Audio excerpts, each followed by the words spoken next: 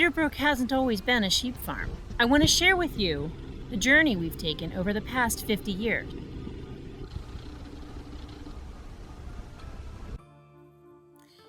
It all started in 1970 when Jan and Michael Van Bibber bought a small 15-acre farm in Maryland. The first few years they lived there, they did some serious improvements on the property.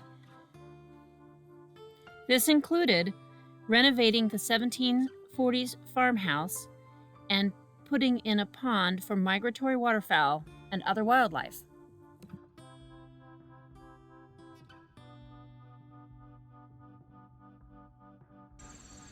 After work and on the weekends, the couple would work tirelessly to hand rake stones and centuries of debris from what would become pasture land and the lawn.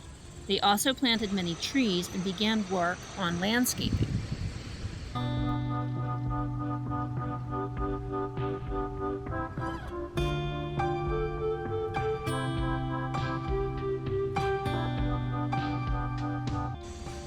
Jan and Mike also saw the importance in maintaining and preserving Feederbrook's iconic sycamore tree, which is one of Maryland's big trees.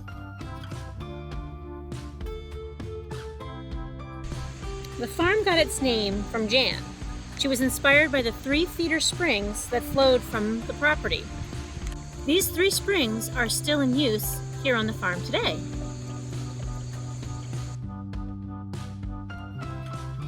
Over the years, Jan has worked very hard to establish gardens, patios, and sitting areas for everyone to enjoy.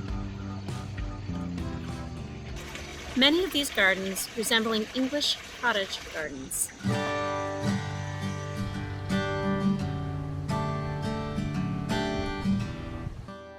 As a kid, growing up on the farm was absolutely magical. Though there were no more cows, there were plenty of chickens and peacocks, and the barns and outbuildings being great places to explore. It wasn't until the early 1990s that the sheep arrived at Feederbrook Farm. It was the folks living in the tenant house at the time that introduced the sheep to the property. The original flock of about 20 was a mixed breed. The tenants eventually left, leaving their flock behind. We loved having the sheep here and didn't know much about their care, except they needed to be sheared in the spring. Not knowing what to do with the wool, we just shoved it in plastic bags and threw the wool in the top of the barn. That summer, I was exploring the barns per usual and came upon the bags of wool and was just taken back how fluffy and amazing it was, and I came in for lunch and asked my family to get me a spinning wheel. I was kind of joking, but that Christmas there was one.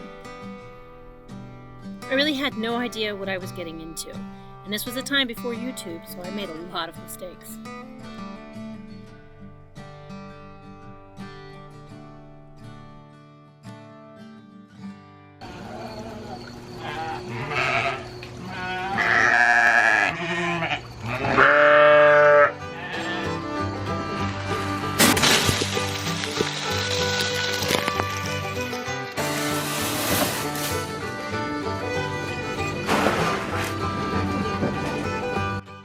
After a few winters of having to feed them grain and hay, we realized that keeping sheep costs money, and the more sheep you have, the more money it takes.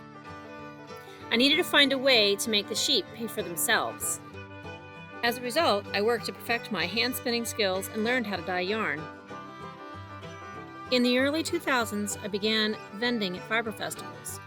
We also started educational programs here on the farm along with a fiber CSA. As the demand for my hand-spun increased and the shows got bigger, I had to figure something out. The mill was able to mimic my hand-spun yarn, and entropy was born.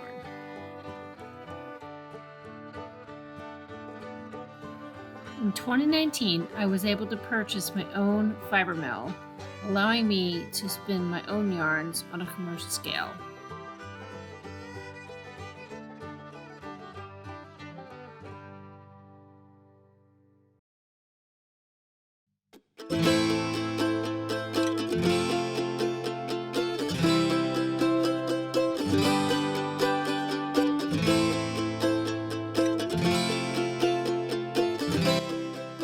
journey has been amazing.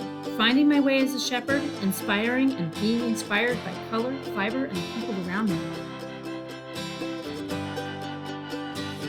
Hopefully, Feederbrook will remain a sustainable and viable farm for generations to come.